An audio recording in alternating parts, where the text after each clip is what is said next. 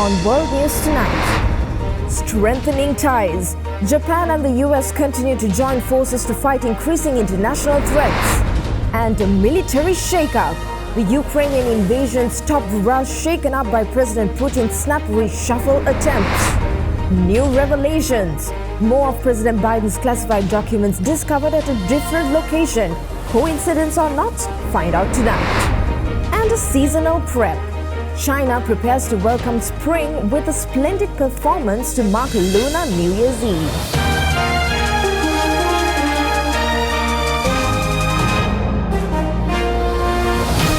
This is Derana World News Tonight.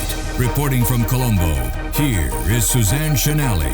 Good evening, and you are joining us on World News, and we begin tonight with the chaos in Heathrow Airport as British police said that they had opened an investigation into a package containing uranium that was seized at the airport. Pakistan, however, rejects the claim, saying that the news is not factual.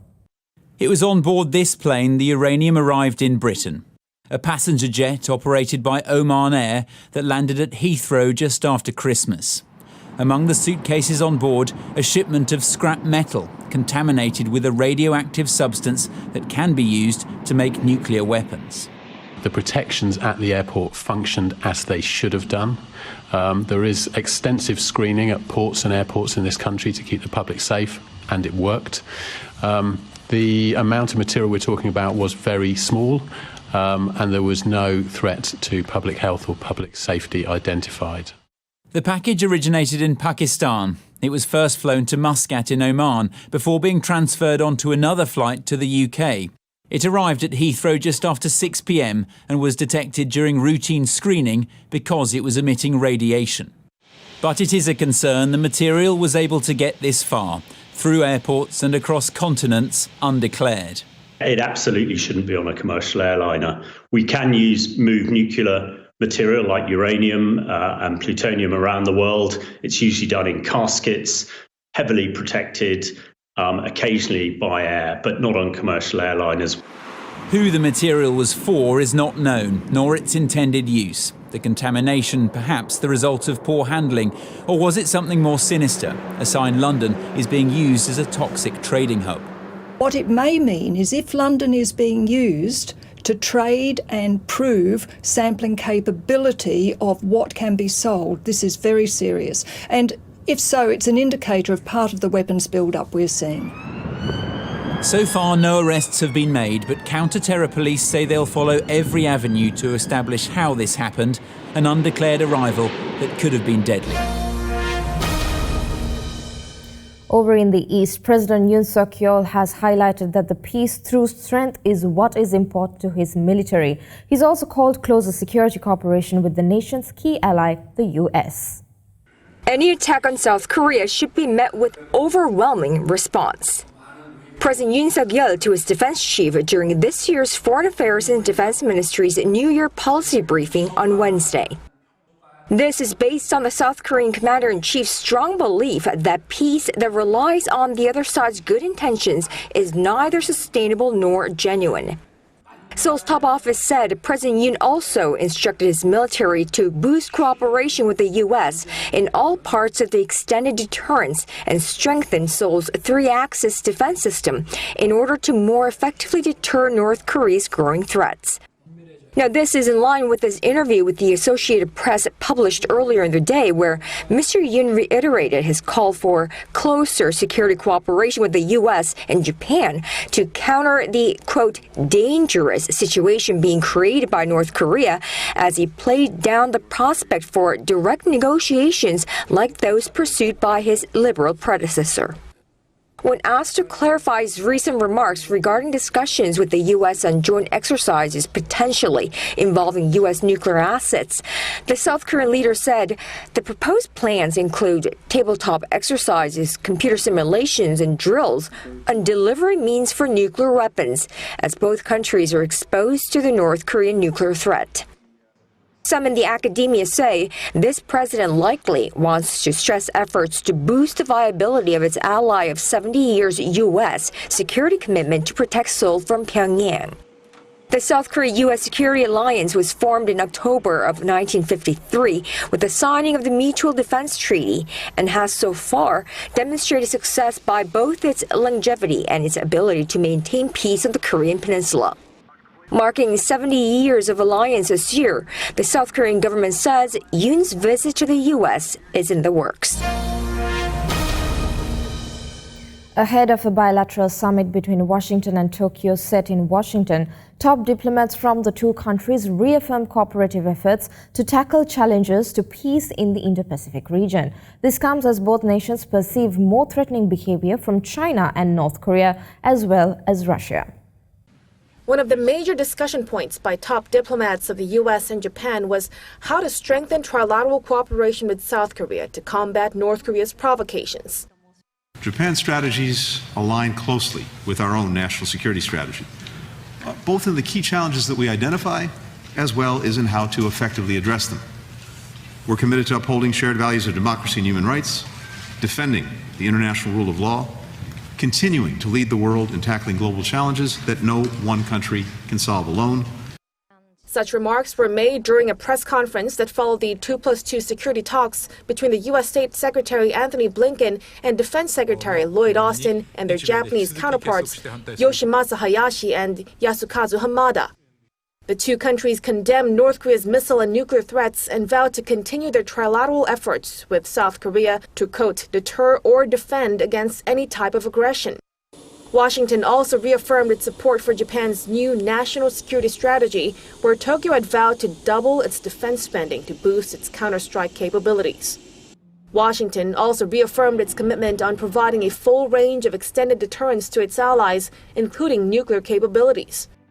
Such developments come amid concerns of more provocations from North Korea, as the regime fired a record-breaking number of some 70 missiles in the past year. Representatives of the two sides also classified China as the greatest strategic challenge for the allies, pointing at what they refer to as China's unlawful and coercive actions in the South China Sea.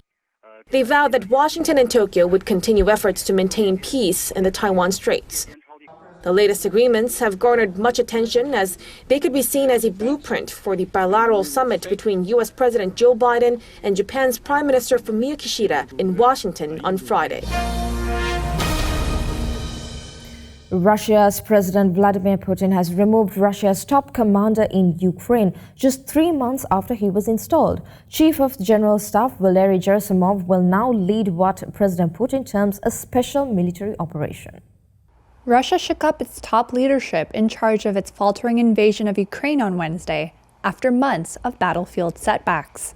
According to Russia's defense ministry, Chief of the General Staff Valery Gerasimov will take over as top commander. The move makes Gerasimov directly accountable for what Russia calls its special military operation in Ukraine. It's a demotion for General Sergei Surovikin, who's nicknamed General Armageddon by the Russian media for his reputed ruthlessness. He was in the job for just a few months.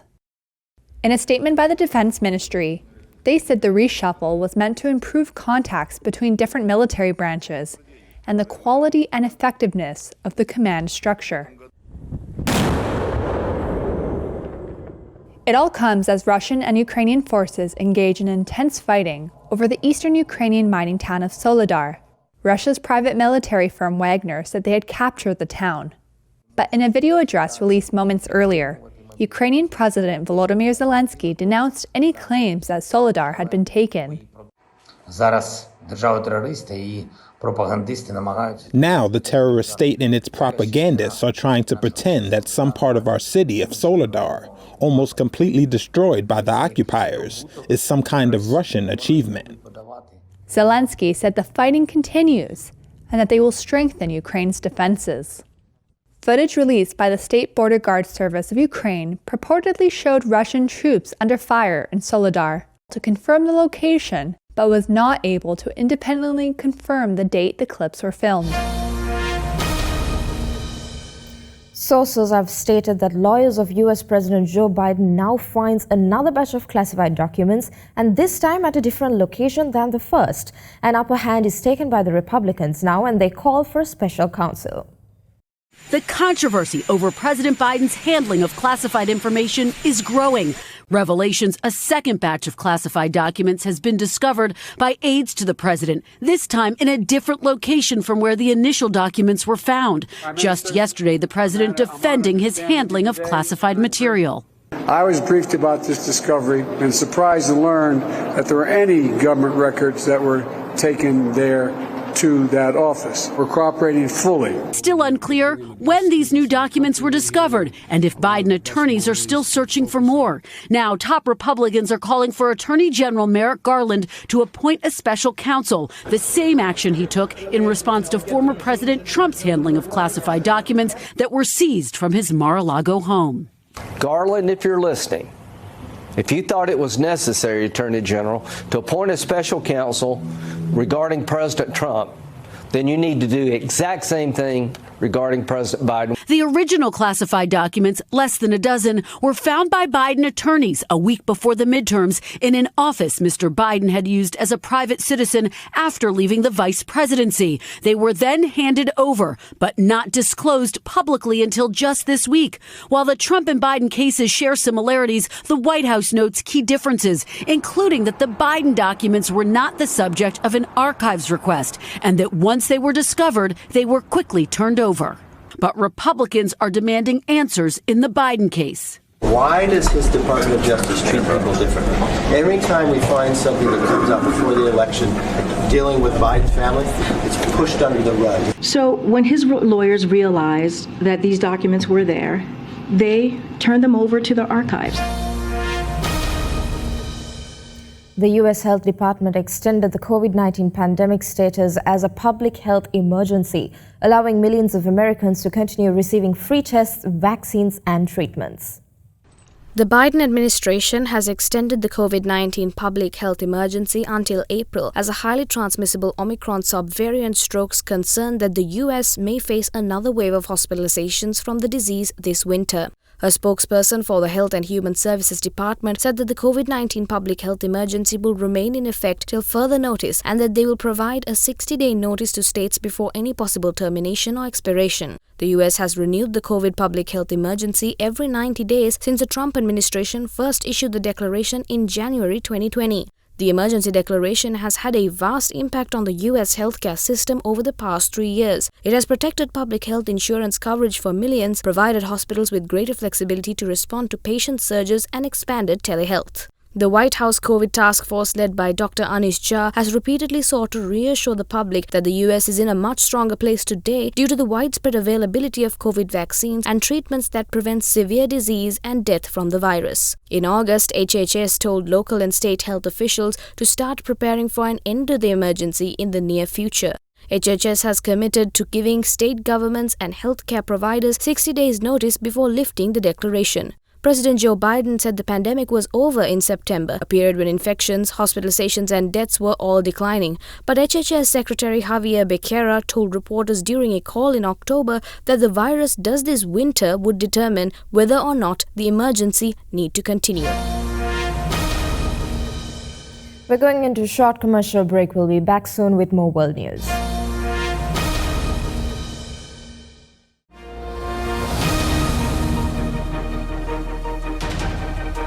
Welcome back to World News Tonight. Now, in China, 5 people were reported killed and 13 others wounded after a car drove into a crowd of pedestrians crossing the road, mowing several people down. The following visuals of this story is graphic. Viewer discretion is strictly advised. Videos circulating on social media appear to show the vehicle, a black SUV, plowing through pedestrians on 2 separate crossings in the 4-way intersection in a busy, upmarket commercial district of the city of 19 million. Another video appears to show the driver throwing handfuls of cash out of his vehicle after pulling to the side of the road. Local authorities said police had controlled the driver, a 22-year-old man from Guangdong province, and further investigation was underway. The incident occurred during rush hour at 5:25 p.m. when many scooters, cars and pedestrians could be seen on the road. Police and medical staff were immediately dispatched and also confirmed the casualty numbers. An eyewitness cited in a report from state-run China News Service said the vehicle plowed through pedestrians at the junction without stopping afterward. While the incident was reported by China's official media, it was not among trending topics on the country's heavily controlled social media platform Weibo. The James Webb Space Telescope can add another cosmic accomplishment to its list. The celestial body, known as LHS 475b and located outside of our solar system, which is almost exactly the same size as Earth, making the planet a possible Plan B for the future of humanity. The rocky world is 41 light-years away in the Octans constellation. Previous data collected by NASA's Transiting Exoplanets Survey satellite, or TESS, has suggested the planet might exist. The image shows a bright blob of a world 7 times heavier than Jupiter that orbits a star nearly 400 light-years away. The groundbreaking result is the latest in a slew of early exoplanet findings from the telescope and a test of technologies that will enable direct imaging of Earth-like planets by future space telescope. JWST, a telescope decades in the making that launched in December 2021 and now floats 1 million miles from Earth, became fully operational this summer. Already, it has observed distant galaxies at the dawn of the universe and taken exquisite views of Jupiter, among other early results. Astronomers say the telescope is also performing 10 times better than expected at observing exoplanets. The new image, described in an accompanying paper posted online, comes from a team led by the astrophysicist Sarah Hinckley at the University of Exeter in the United Kingdom. The astronomers will have another chance to observe the planet again over the summer and conduct follow-up analysis on the potential presence of an atmosphere. Webb's directions also reveal that the planet is a few hundred degrees warmer than our planet. If the researchers detect any clouds on LHS 475b, it may turn out to be more like Venus, which is considered to be Earth's hotter twin with a carbon dioxide atmosphere. The planet completes a single orbit around its red dwarf host star every 2 Earth days. Given that the star is less than half the temperature of our Sun, it's possible that the planet could still maintain an atmosphere despite its close proximity to the star. After less than 4 months, Uganda today announced the end of its Ebola outbreak, which marked the country's first involving the less common Sudan strain in more than a decade. Uganda has declared the end of a nearly 4-month Ebola outbreak. That announcement made at a ceremony on Wednesday by Health Minister Jane Ruth Acheng. The outbreak is over and Uganda is now free of active Ebola transmission. Authorities had briefly struggled to contain the outbreak. Cases initially spreading beyond the epicenter Mubende to several other districts, including the capital Kampala. But health officials were able to swiftly turn the tide by imposing lockdowns. And that's despite the fact that the strain behind this outbreak, Ebola Sudan, has no proven vaccine. Ebola spreads through contact with the bodily fluids of an infected person and has a fatality rate of about 50%. More than 11,300 people died during the 2013 to 2016 outbreak in West Africa. The latest outbreak killed 55 out of the 143 people it infected since September, according to Health Ministry figures. Now, there was an aviation meltdown and flight chaos and concerns across the U.S. Every flight in the U.S. was grounded for a time. That's the first time that it has happened since 9/11. More than 10,000 flights were delayed or cancelled, and the cause, they say, is a failure on the Federal Aviation Administration, or the FAA, computer system that sends real-time crucial safety alerts to the pilots. Travel chaos across the U.S. Wednesday after an FAA system outage forced a halt to all U.S. departing flights.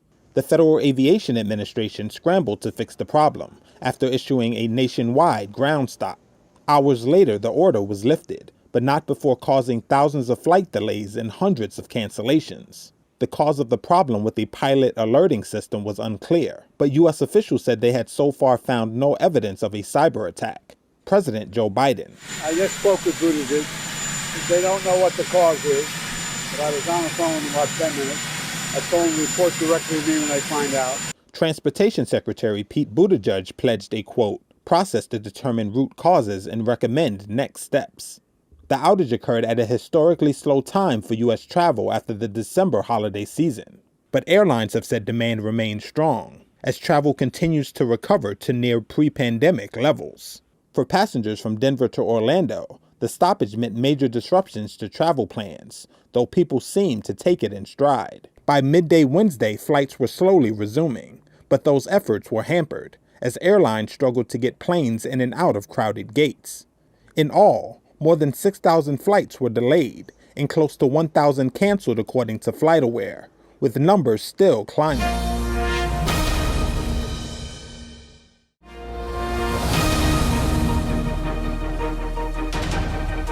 Welcome back to World News Tonight, and for more news, let's take you around the world in a minute. Elon Musk has broken a world record for the largest loss of personal wealth in history.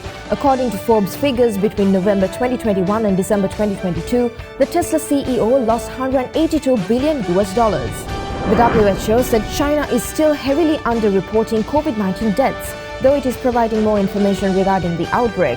WHO COVID technical lead called on Beijing to provide more data, saying that there are some very important information gaps that need to be filled in. Peruvians in the southern region of Puno carried coffins through the streets after 17 civilians died in the protests earlier in this week. The outbreak of the violence is the worst the Andean country has seen in over 20 years. 4 times Grand Slam champion Naomi Osaka said that she is expecting her first child, days after withdrawing from the Australian Open. Airbus deliveries rose 8% in 2022, allowing the European plane maker to maintain its spot as the world's largest plane maker for the 4th year, despite supply chain issues.